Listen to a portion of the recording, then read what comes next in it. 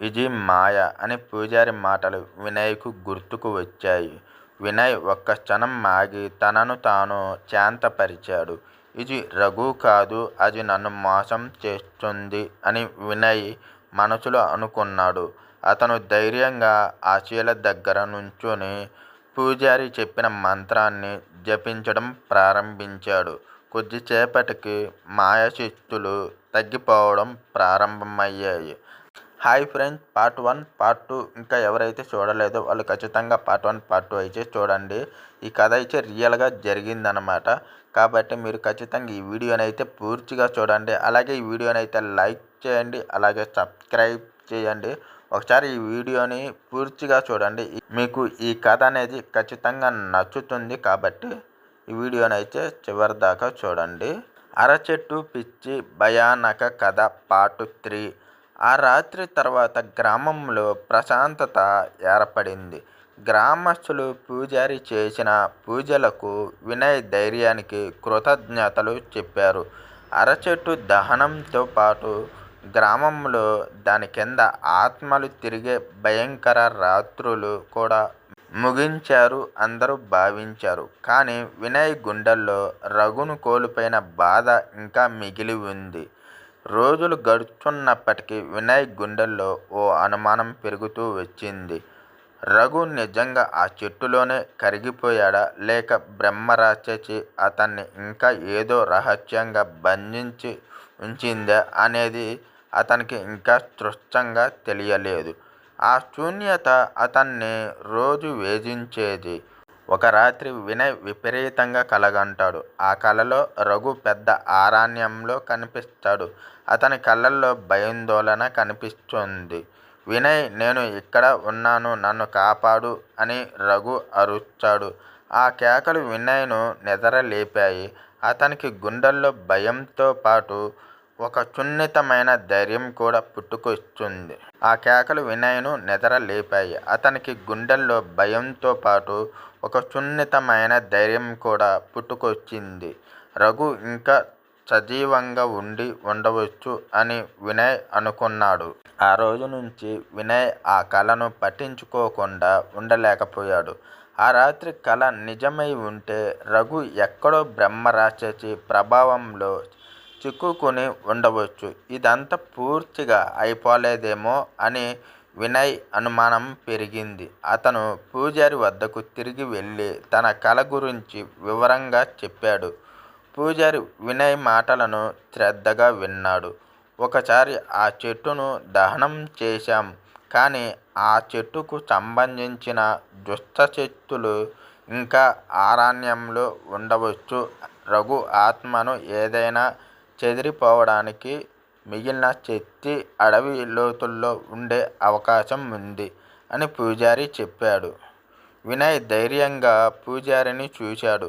నన్ను అడవిలోకి వెళ్ళనివ్వండి, నా మిత్రుడిని కాపాడాలి అని వినయ్ ధైర్యంగా పూజారిని చూశాడు. నన్ను ఆ అడవిలోకి వెళ్ళనివ్వండి, నా మిత్రుడిని కాపాడాలి అని వినయ్ వినమ్రంగా అభ్యర్థించాడు. పూజారి అనుమతి ఇచ్చాడు. కానీ ఒక ముఖ్యమైన హెచ్చరికతో, నీ ప్రయాణం చాలా ప్రమాదకరం. కానీ నీవు నీ ధైర్యంతో, విశ్వాసంతో నడవాలి. అక్కడ నీవు తప్పని రహస్యాలను ఎదుర్కోవలసి ఉంటుంది. ఈ రహస్యం నీకు తెలియని అంతులేని గులాబీ కిరీటంలా ఉంటుంది అని పూజారి అన్నాడు. వినయ్ పూజారి ఇచ్చిన కొన్ని రచన తంత్రాలతో రాత్రి ఆ అరణ్యానికి బయలుదేరాడు. అడవి లోతులకు చేరినప్పుడు అక్కడి వాతావరణం పూర్తిగా మారింది. చీకటి మరింత గాఢంగా మారింది. చుట్టుపక్కల ఎలాంటి జీవం లేదు. ఎక్కడో దూరంగా మళ్ళీ రఘు కేకలు వినిపించాయి. వినయ్ పూజారి ఇచ్చిన కొన్ని రచన తంత్రాలతో రాత్రి ఆ అరణ్యానికి బయలుదేరాడు. అడవి లోతులకు చేరినప్పుడు అక్కడి వాతావరణం పూర్తిగా మారింది. చీకటి మరింత గాఢంగా మారింది. చుట్టుపక్కల ఎలాంటి జీవం లేదు. ఎక్కడో దూరంగా మళ్ళీ రఘు కేకలు వినిపించాయి. వినయ్ వాటిని అనుసరిస్తూ అడవి లోతులకు మరింత దూరంగా వెళ్ళాడు. చివరకు వినయ్ ఒక పెద్ద రాతి చీలాన్ని చూశాడు. ఆ చీల చుట్టూ వింత పచ్చదనం మెరుస్తుంది. దాని మీద రఘు కూర్చొని కనిపించాడు.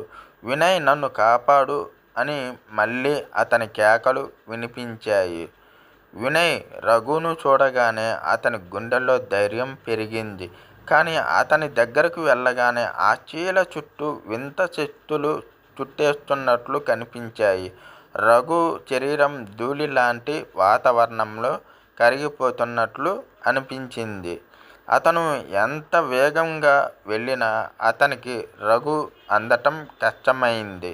ఇది మాయ అని పూజారి మాటలు వినయ్కు గుర్తుకు వచ్చాయి. వినయ్ ఒక్క క్షణం ఆగి తనను తాను శాంతపరిచాడు. ఇది రఘు కాదు, అది నన్ను మోసం చేస్తుంది అని వినయ్ మనసులో అనుకున్నాడు. అతను ధైర్యంగా ఆ చీల దగ్గర నుంచుని పూజారి చెప్పిన మంత్రాన్ని జపించడం ప్రారంభించాడు.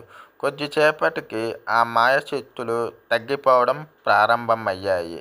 చీల చుట్టూ ఉన్న వలయం పూర్తిగా కరిగిపోయింది. రఘు రూపం అక్కడ లేకపోయినా వినయ్ గుండెల్లో ఒక తేలికపాటు కలిగింది. ఇది నిజంగా అంతమైంది అని అనుకున్నాడు. అయితే రఘు ఆత్మకు విముక్తి లభించిందా లేదా ఇంకా ఎక్కడో మాయలో చిక్కుకుందా అనేది వినయ్కు తెలియదు. పార్ట్ 4 మరో వీడియోలో అయితే రాబోతుంది. పార్ట్ 1, పార్ట్ 2 ఇంకా ఎవరైతే చూడలేదో వాళ్ళు ఖచ్చితంగా చూడండి. అవన్నీ చూసుకుంటూ వచ్చి మీకు ఈ కథ అనేది మొత్తం క్లియర్గా అర్థమవుతుంది. ఈ కథ మీకు ఎలా అనిపించిందో కామెంట్ అయితే చేయండి. ఈ వీడియోని కూడా లైక్ కొట్టండి, సబ్స్క్రైబ్ చేయండి.